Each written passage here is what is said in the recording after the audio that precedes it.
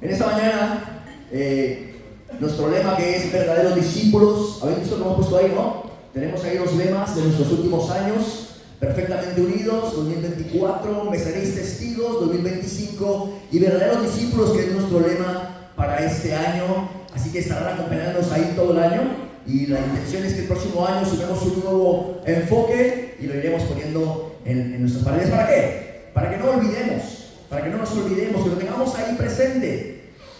Cuando leemos en el Antiguo Testamento, era habitual que el pueblo de Israel hacía cosas para recordar momentos importantes vividos por el pueblo: poner unas piedras, ¿verdad?, levantar un altar, hacer ciertas cosas que les permitiese recordar lo que el Señor había hecho o lo que Dios les había hablado. Y nosotros creemos que durante este tiempo, creemos que el Señor está enfocándonos como iglesia a vivir sus propósitos, su visión, que se sustentan en la unidad, en ser testigos, y este año verdaderos discípulos. Así que el título del mensaje de esta mañana, es nuestro lema: verdaderos discípulos. Y los domingos pasados, quienes no estuvisteis el domingo pasado ni el anterior, nuestros hermanos Ángel y Miguel Ángel nos compartieron mensajes, curiosamente los dos inspirados en Romanos 12, 1 y 2, ¿vale? Como sabéis, este pasaje nos anima a no conformarnos. No os conforméis, ¿vale? Y recuerdo que nuestro hermano Miguel Ángel la semana pasada nos decía: no te conformes solamente con lo vivido en el pasado, con las experiencias de otro tiempo en el que el Señor se movió en tu vida, disfrutaste, la iglesia donde naciste, aquel momento inicial, ¿no?, en el que estabas conociendo al Señor. No te conformes con eso. Dios está haciendo cosas nuevas. Y no te conformes. Y nos retaba, nos animaba ¿a qué? A intensificar este año nuestra vida espiritual, nuestra relación con el Espíritu Santo. Y nuestro hermano Ángel también, en el primer culto del año, usando el mismo pasaje, nos retaba como iglesia ¿a qué? A renovar nuestra mente, a renovar nuestro compromiso, a renovar nuestro propósito.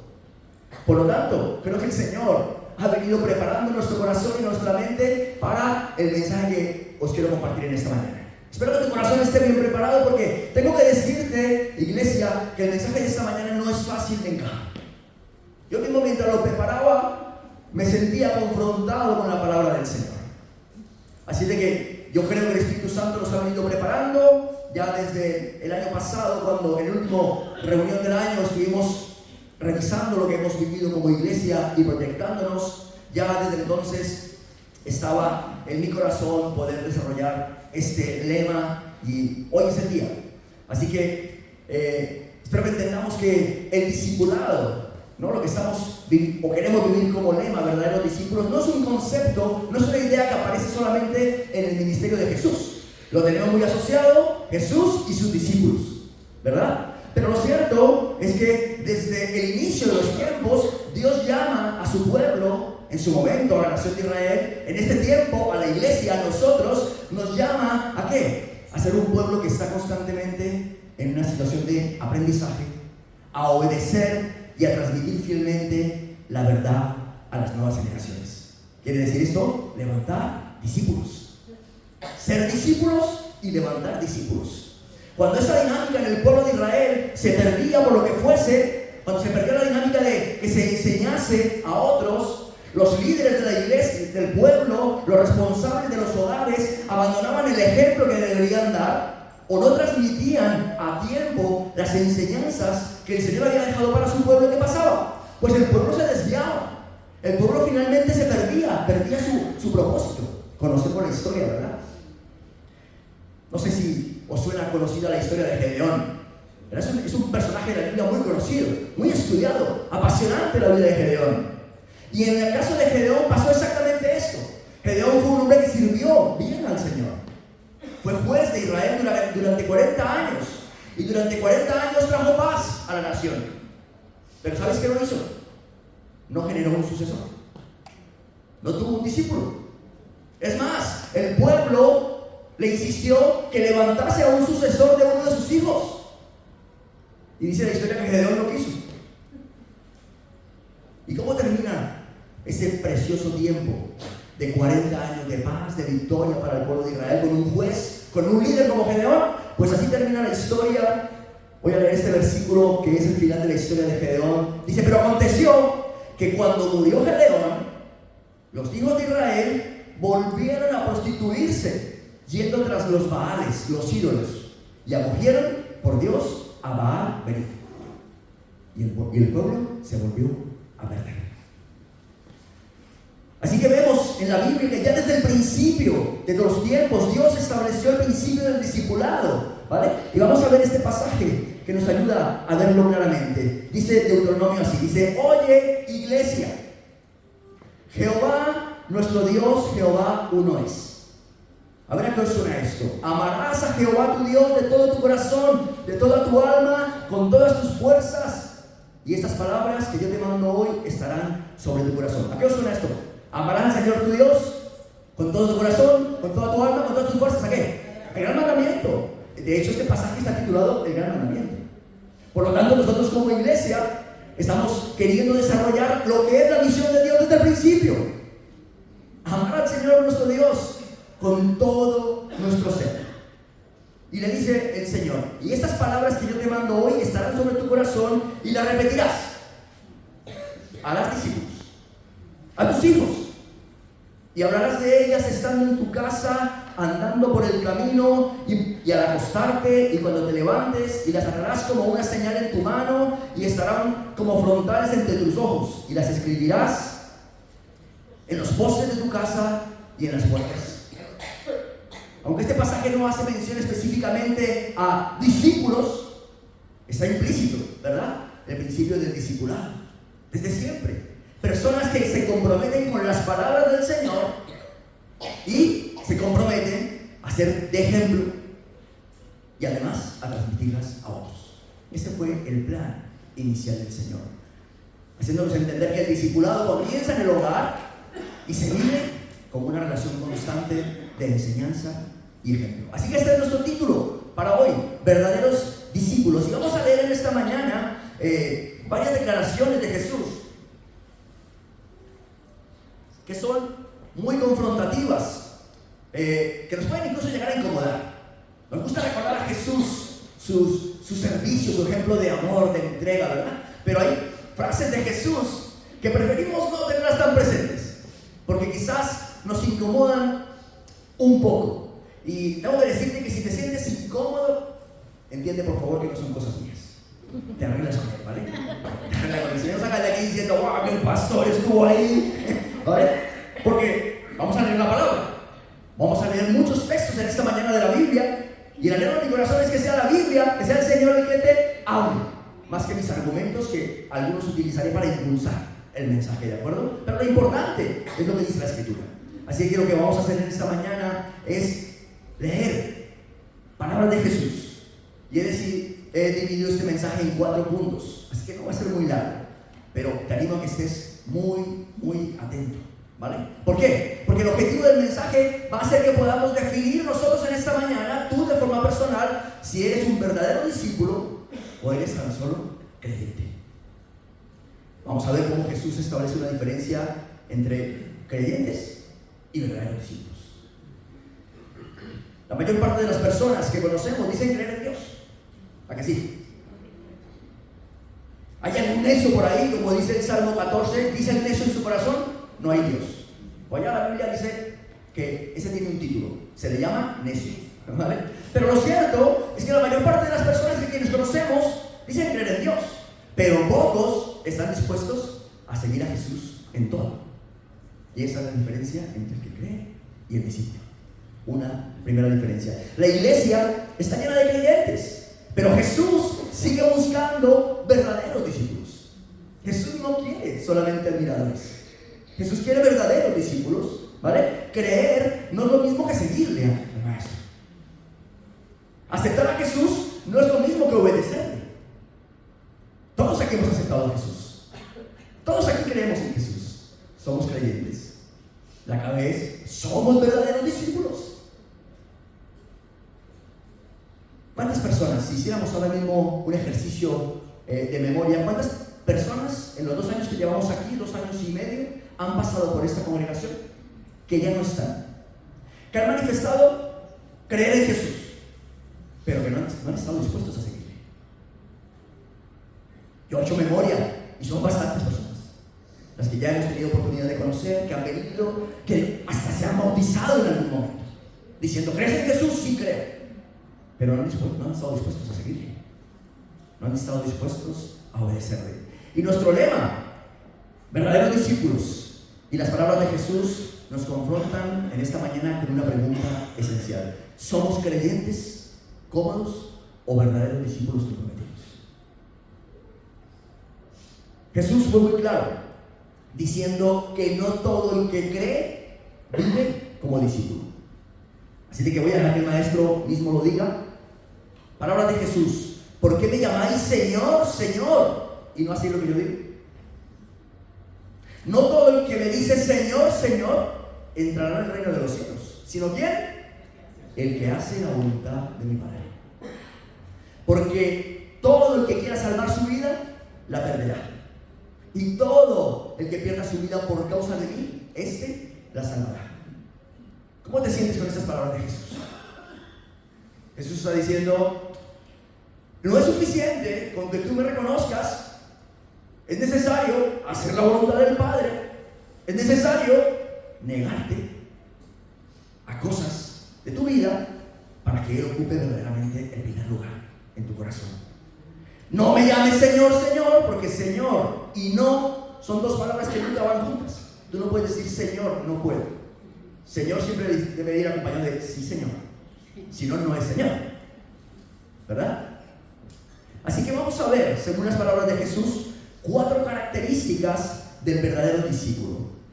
Y nuestro mensaje o nuestro pasaje lema de este año es Juan 8:31, que dice así: dijo entonces Jesús a los judíos que habían creído en Él, creyentes, dice: si vosotros permanecéis en mi palabra, seréis verdaderamente mis discípulos, y conoceréis la verdad, y la verdad os hará libres. Aquí ya tenemos una clave. Este pasaje, esta palabra de Jesús nos da una clave que define al verdadero discípulo como alguien mayor, superior al creyente. Los judíos creían, pero Él les está llevando a un nivel superior, está retando su fe. ¿Cuál es esa característica? El verdadero discípulo permanece en la palabra de Cristo. Si vosotros permanecéis en mi palabra. El llamado de Jesús es radical: avanzar de la posición de creyente a la posición de verdadero discípulo. El reto de Jesús que les está marcando a estos que habían creído en Él es el mismo que el Señor nos está marcando a nosotros como congregación durante este año. Que avancemos, que peguemos un estirón espiritual. ¿Y cómo saber en qué lugar nos encontramos? ¿Y hacia dónde deberíamos de dirigir nuestros esfuerzos para conseguir ese objetivo? Verdaderos discípulos. Pues me he hecho un cuadro comparativo, según creo yo que se diferencia el creyente del verdadero discípulo. Te aconsejo que tú hagas ahí un ejercicio e intentes ubicarte. Por ejemplo, el creyente cree intelectualmente, acepta a Jesús. El discípulo cree y obedece. El creyente acepta a Jesús como Salvador. El discípulo sigue a Jesús como su Señor. El creyente vive una vida poco transformada. El discípulo tiene una vida en constante transformación. Nunca para. Nunca se detiene su proceso de cambio, de mejora, de santificación. Está creciendo constantemente. Da igual los años que lleve en el Evangelio. Da igual si estás empezando, si es la primera vez que vienes hoy. Ya el Señor te está marcando un reto para tu vida, para toda la vida. Da igual si tienes 40 años en el Evangelio, da igual. El proceso de transformación, de cambio, sigue. Y es más, cuanto más avanzas, vas a descubrir que hay cosas que son más difíciles de superar, porque tienen que ver con el corazón, tienen que ver con el carácter. Ya no tienen que ver muchas veces con hábitos pecaminosos, tienen que ver más contigo. El creyente experimenta comodidad espiritual. Bueno, a lo mejor escuchamos ciertos retos que se nos lanzan. Querida iglesia, vamos a crecer este año en nuestra vida de oración. El creyente dice: es verdad, la oración es muy importante. Qué bueno la vida de oración. Hermano, ¿puedes orar por mí? ¿Verdad? Cree. Pero tiene una comodidad espiritual. cree que la oración es buena, pero no está dispuesto a pagar el precio de orar. Dice, voy a llamar a los hermanos de intercesión, os aconsejo que lo hagáis, creemos en la oración. Pero quizás el reto es, voy a sumarme a la oración. Un creyente quizás está experimentando comodidad espiritual. El discípulo experimenta negación propia y entrega. El creyente pues tiene una asistencia ocasional. El discípulo, compromiso diario. Así que vamos a intentar en esta mañana avanzar en el propósito, en el reto que el Señor nos está marcando, que seamos verdaderos discípulos. Discípulos, personas que permanecen en la palabra de Cristo. El discípulo debe vivir bajo la autoridad de la palabra, no de sus propias opiniones. Cuando tú compartes con una persona que quizás está pidiendo consejo y tú le llevas a la palabra, ya no hay más autoridad que la de la palabra. Yo te puedo dar una opinión personal. En ocasiones nos movemos así cuando aconsejamos a alguien. Le podemos transmitir una opinión personal, una experiencia, un testimonio, y lo puedes tomar o no. Bueno, pero si vamos a lo que dice la palabra, ya no hay objeción, ya no hay opinión. Bueno, sí, pero. No, si tú le dices pero a la palabra, entonces estamos, ya no hay más consejería. ¿Verdad? Un verdadero discípulo vive bajo la autoridad de la palabra y no de sus propias opiniones. Y para que esto sea posible, él necesita dirigir esfuerzo, dedicación para retener la palabra de Dios. Te necesita leer la palabra. Necesita hacer un ejercicio de memorización de la palabra. Necesita recordar la palabra. Necesita aplicar, vivir la palabra. Pero si no dirigimos nuestros esfuerzos a intentar retener la palabra, va a ser muy poco lo que podemos aplicar. Va a ser muy poca la transformación. Va a ser, evidentemente, muy poca la vida de verdadero discípulo. Y he querido hacer un ejercicio para que tenga sentido esto, algo práctico en esta mañana para nosotros. Mirad este pasaje. Todos sabéis que el Salmo 19 junto con el Salmo 119 se les conocen en la Biblia como los salmos de la ley, ¿vale? Son una exaltación a los dos salmos de la palabra de Dios. Y si estamos hablando de que el verdadero discípulo permanece en la palabra, vamos a ver qué dice la palabra de ella misma. ¿Qué es la palabra? ¿Qué hace la palabra? Dice así. ¿Cuántos habéis pasado por el catolicismo? Muchos no, muchos de vosotros habéis pasado, ¿no? ¿Os acordáis algo que se llama la lectura, el salmo responsorial, una cosa así, ¿no? Algo así. Yo es que no fui católico, entonces no recuerdo muy bien, ¿no? Pero se hace algo así como que uno dice algo y la congregación responde, ¿verdad? Sí. Bueno, aquí lo que vamos a hacer es una lectura antifonal, pero luego sí os vamos a pedir este ejercicio de respuesta vuestra, ¿vale? Antifonal quiere decir que lo leemos juntos, ¿vale? Ponemos de acuerdo para leer esto, lo tenéis en pantalla, salmo, y léelo despacio y con atención, ¿vale? Luego vas a saber por qué. Salmo 19, versículos 7 y 8. 1, 2, 3. La ley de Jehová es perfecta, que convierte el alma. El testimonio de Jehová es fiel, que hace sabio al sencillo. Los mandamientos de Jehová son rectos, que alegran el corazón. El precepto de Jehová es puro, que alumbra los ojos. Salmo 19, versículos 7 y 8. Muy bien, perfecto. Muy bien, vamos allá, ¿vale? Otra vez juntos. ¿Vale? Está fácil, solamente he quitado una palabra, ¿vale? La ley de Jehová es perfecta, que convierte el alma. El testimonio de Jehová es que hace sabio al sencillo.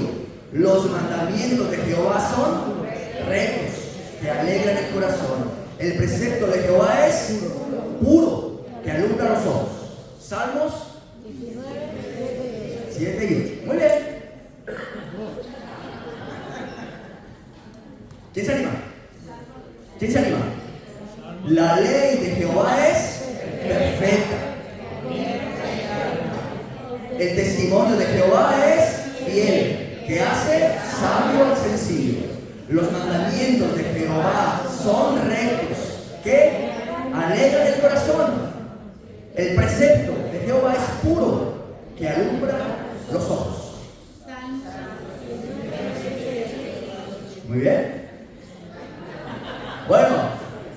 Esta es la buena. ¿Vale? Esta es la buena. ¿Quién se anima? Mira, ¿te animas tú? ¿Estás levantando la mano, Mira? No, no.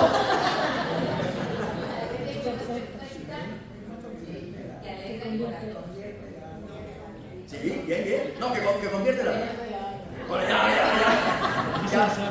Muy bien. Hagámoslo, venga. La ley de Jehová es perfecta, que convierte el alma. El testimonio de Jehová es fiel, que hace sabio al sencillo. Los mandamientos de Jehová son rectos, que alegran el corazón. El precepto de Jehová es puro, que alumbra los ojos. Salmos 19, 7 y 8. Muy bien, muy bien, muy bien, muy bien. ¿Lo quitamos todo? No, ya sería más difícil, ¿verdad? Lo cierto, hermanos, es que ese es un buen ejercicio. Quería que lo tuvieras como ejercicio para tu vida personal, espiritual. ¿Vale? 2 versículos. Tú imagínate que lees la palabra y dices, voy a proponerme ser un verdadero discípulo este año. ¿Qué debo hacer? Dijo Jesús, permanecer en su palabra. ¿Qué tengo que hacer? Intentar guardar su palabra en mi corazón, en mi pensamiento. Entonces, coges 2 versículos y haces este ejercicio. Le vas quitando palabras y te lo repites. ¿Vale? Aparte, si lo haces así, ya sabes que cada espacio es una letrita, te va a ser más fácil recordarlo. ¿Vale? Y para terminar ese ejercicio, quizás tú tengas que decir, bueno, ¿qué no debería de olvidar? ¿Qué no deberíamos de olvidar de este ejercicio? ¿Vale? ¿Cómo es la palabra del Señor? Que todo empieza, la palabra del Señor es, el testimonio del Señor es, los mandamientos del Señor son, el precepto del Señor es. ¿Qué es la palabra del Señor?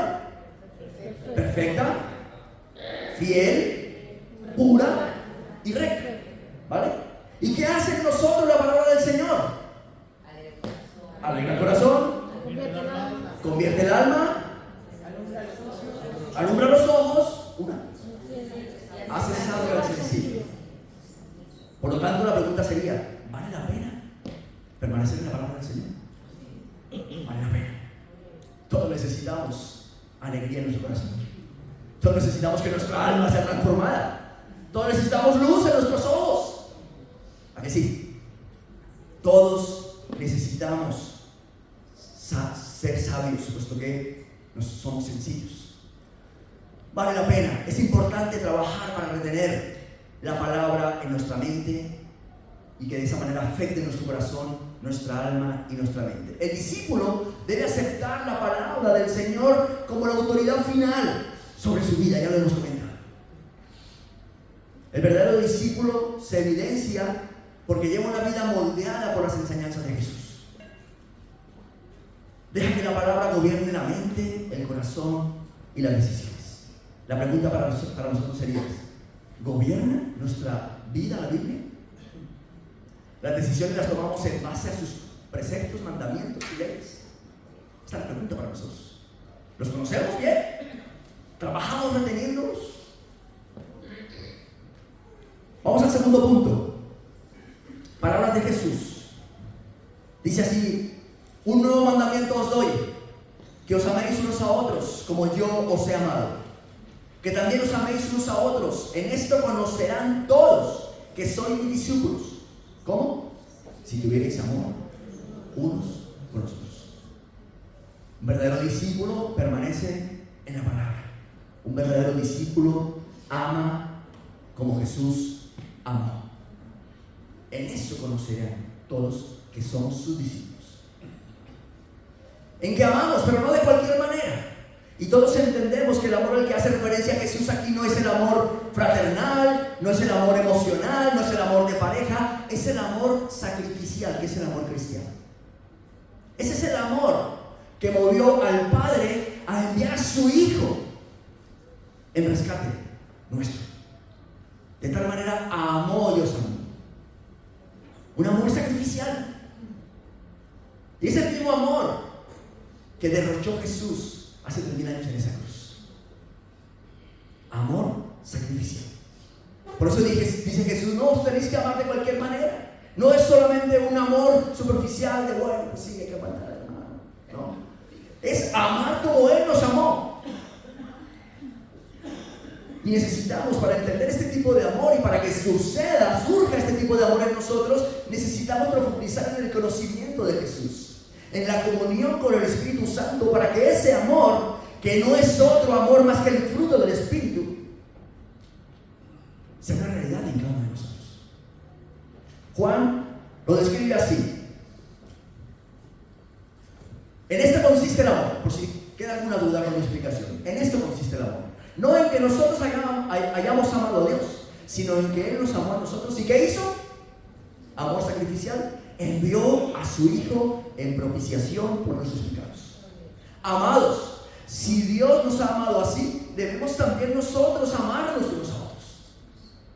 Este capítulo de primera de Juan 4 es un capítulo precioso acerca del amor. Pero sabemos que hay otros más en la Biblia, como primera de Corintios 13, titulado La preeminencia del amor, que establece que si no está gobernando el amor de Dios en nuestro corazón, da igual lo que tengamos, da igual lo que hagamos, aunque sean buenas acciones, da igual. Si no es movido por el amor de Dios que esté gobernando de nuestra vida, dice, no tenemos nada, estamos en bancarrota. El amor es de vital importancia, es más, es innegociable en la vida de un discípulo. A lo mejor como creyente pueda que tengas deficiencias de amor. Como discípulo no es posible. El amor demuestra que verdaderamente Jesús está gobernando nuestra vida. Y termina este capítulo 4, Juan, hablando del amor, y dice así: si alguno dice yo amo a Dios y aborrece a su hermano, es mentiroso. Pues el que no ama a su hermano, a quien puede ver, a quien ha visto, ¿cómo puede amar a Dios a quien no ha visto? Y nosotros tenemos este mandamiento de Él: el que ama a Dios, ame también a su hermano. Así que un verdadero discípulo se caracteriza porque se está llenando de la palabra de Dios, está buscando en su vida personal que el amor de Dios impregne su corazón e impregne toda su vida.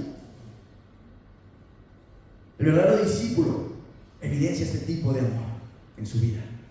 La pregunta para nosotros sería: ¿refleja nuestro trato con los otros el amor de Cristo? ¿Estamos invirtiendo en que ese trato con los otros refleje verdaderamente el amor de Cristo? Por eso creemos en la unidad en esta iglesia. ¿Qué estoy haciendo para que el amor de Dios llene mi corazón? Estoy quizás permaneciendo a lo largo del tiempo en una condición de creyente básico.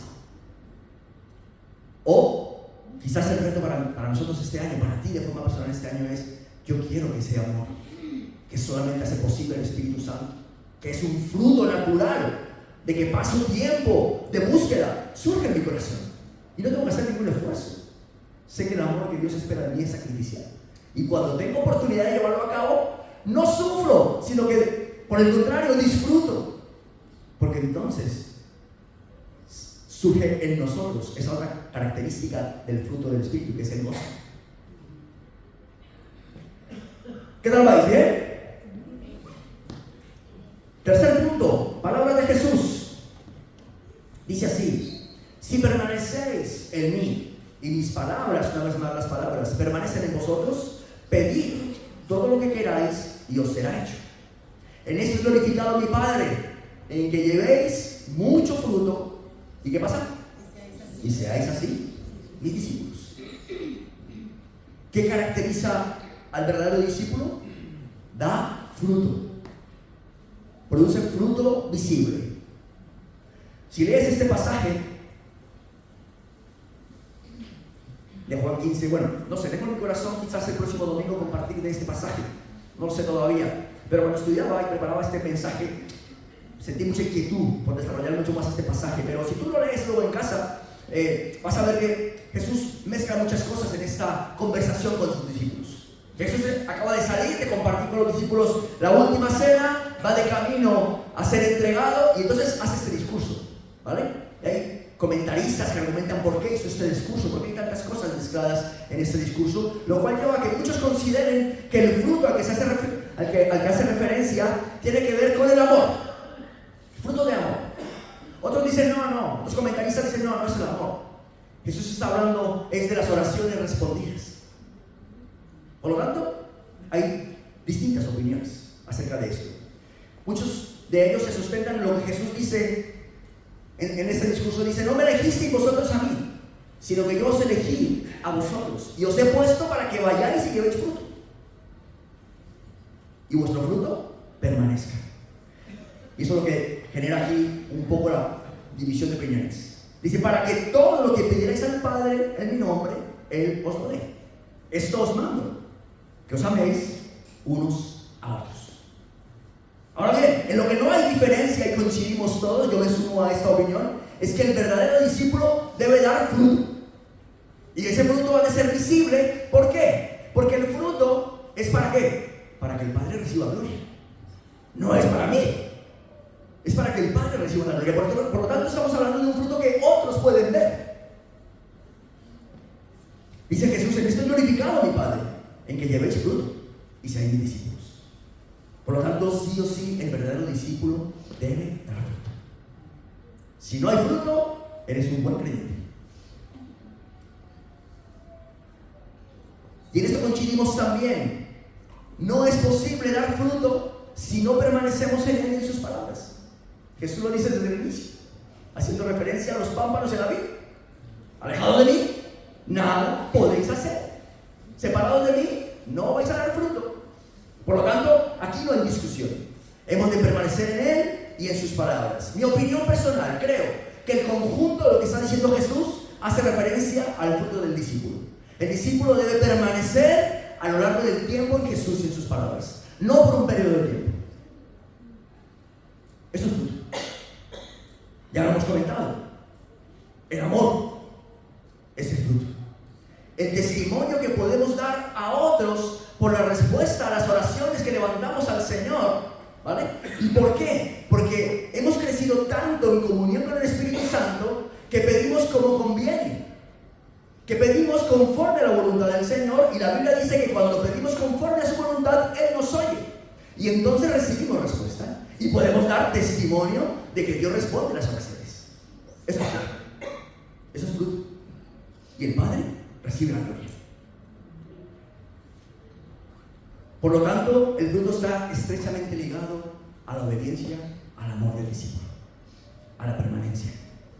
Y la Biblia hace referencia a otros tipos de fruto que también deberían de ser característicos en la vida de un discípulo. Quiero mencionar un par de ellos solamente. Colosenses 1:10 dice: para que andéis como es digno del Señor.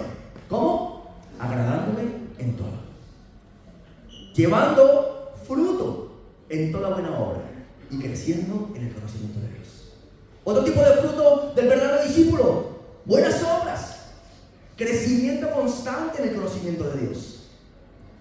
Uno más, Romanos 6:22 dice: mas ahora que habéis sido libertados del pecado y hechos siervos de Dios, tenéis por vuestro fruto la santificación y como fin la vida eterna. Un verdadero discípulo no abandona su proceso de santificación. Y sabemos que esta referencia que hace aquí Pablo en su carta a los Romanos, el fruto de la santificación para vida eterna, es la obra que Cristo hará por nosotros cuando seamos completamente transformados a la imagen suya, para que podamos estar en su presencia por la eternidad. Pero mientras estemos aquí, no debemos abandonar nuestro proceso de santificación. ¿Estáis de acuerdo conmigo? Os veo muy serios, hermanos. Si tienes alguna incomodidad, arregla con el Señor después.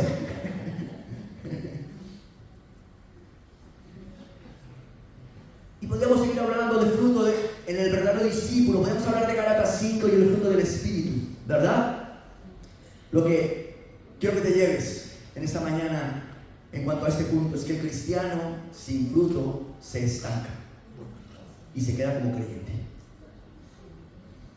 El fruto se manifiesta en el discípulo de distintas formas: a través del carácter, a través de obediencia, en las buenas obras, en oración, oraciones respondidas, a través de cómo asume su misión, la misión de ser testigos. Hay tantas formas en las que un discípulo evidencia el fruto de que está permaneciendo como verdadero discípulo. No hay discípulo verdadero sin fruto visible. Quiero que te lleves esta frase. No hay discípulo verdadero sin fruto visible. Ni fruto verdadero sin permanencia en Cristo.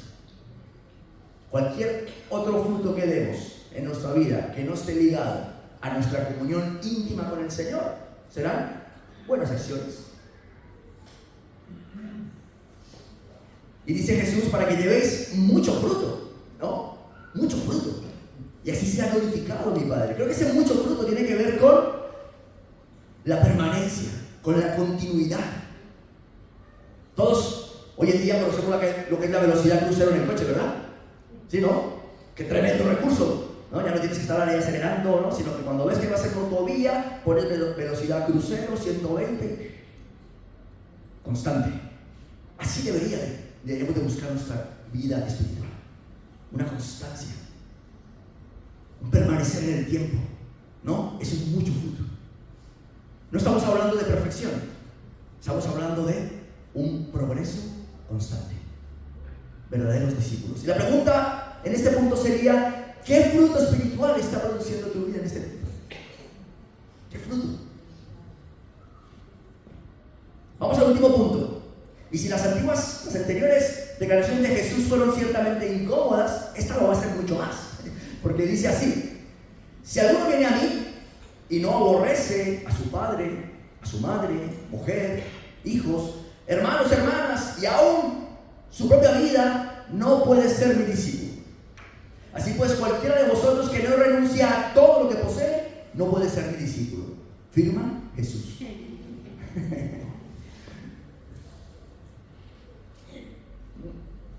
Sabemos que en la Biblia hay muchos pasajes que uno quisiera que no estuviesen ahí. Nos resultan incómodos de encajar.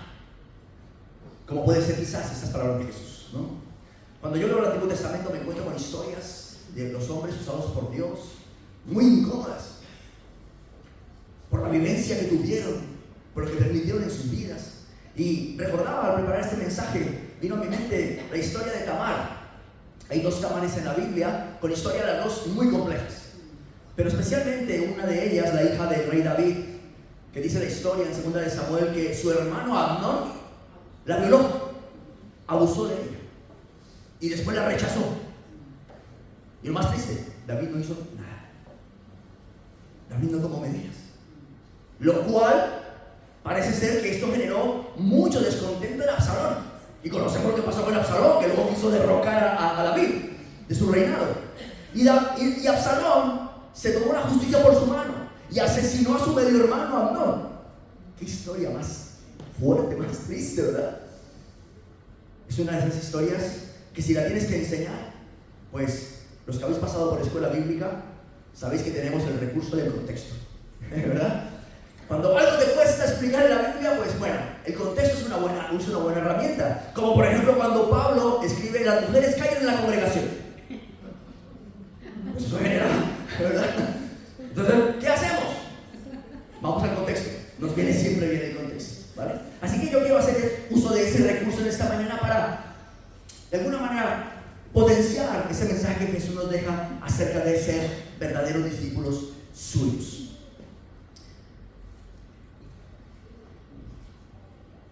Dice: si quieres ser mi discípulo, tienes que renunciar a todo.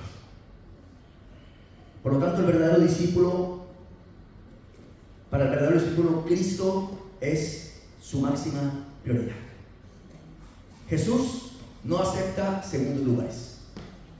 Para los futboleros, a Jesús no le puedes tener en el banquillo, ¿vale? Jesús no es el sustituto cuando otro falla. Mira, me falló este, me falló el otro, me falló... No, bueno, voy a acudir a Jesús. No. A Jesús le debemos dar el brazalete de capitán de nuestra vida, nuestra máxima prioridad.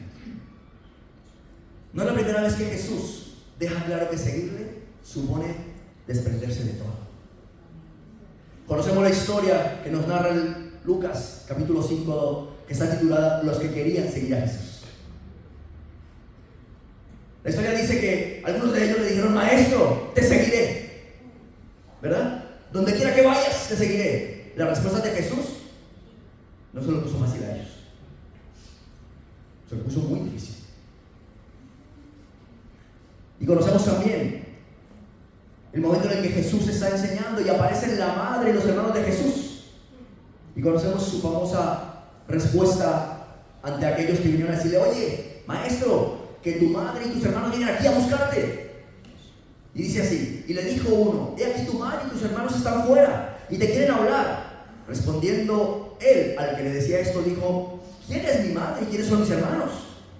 Y extendiendo su mano hacia sus discípulos, dijo: he aquí mi madre y mis hermanos. Porque todo el que hace la voluntad de mi Padre que está en los cielos, ese es mi hermano, mi hermana y mi madre. ¿Qué te parece la respuesta? Una respuesta dura, ¿verdad? Y si nos puede parecer a nosotros dura, imagínate lo que le pareció a los que estaban ahí escuchando. Y más aún a su madre y a sus hermanos. Una respuesta bastante fuerte. Jesús está sentando un precedente con esta respuesta. Seguirle a Él supondrá que en algún momento tengas que poner en un mayor nivel de importancia seguirle a Él, hacer su voluntad, que incluso agradará a tus familiares y amigos. Y esto no es fácil. Esto no es fácil.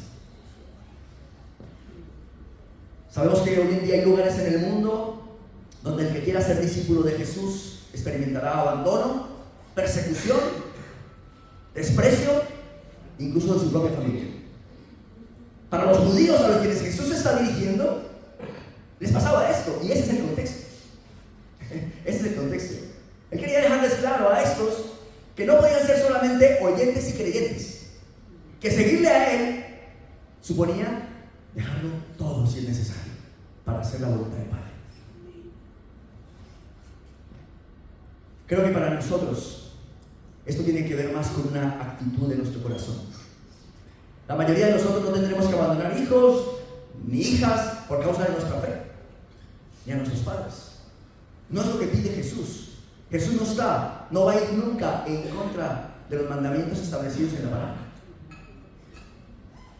Y para equilibrar esas frases de Jesús que acabamos de leer, he buscado esos mandamientos que están en la palabra del Señor. Dice: hijos, obedeced y enseñar a vuestros padres, porque esto es justo. Honra a tu padre y a tu madre. Ese es el primer mandamiento con promesa. Colosenses: maridos, amad a vuestras mujeres y no seáis ásperos con ellas. Efesios: así también los maridos deben amar a sus mujeres como a sus mismos cuerpos. El que ama a su mujer, a sí mismo se ama. Así que es importante entender que en ningún caso Jesús nos está hablando de odio, ni de abandono, ni de que nos desentendamos de las personas a las que amamos, personas importantes para nosotros, nuestra familia. Jesús está hablando de lealtad, un principio de lealtad. Él es lo primero.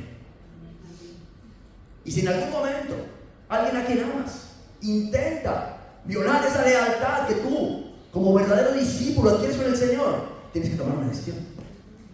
Tendrás que tomar una decisión. Jesús dijo: ¿quiénes son mi madre y mis hermanos? Los que hacen la voluntad de mi Padre. Ellos son mi madre y mis hermanos. Y sabemos que Jesús no se desentendió de su madre, pero sentó un precedente para aquellos que quieren ser verdaderos discípulos y no oyentes, no creyentes.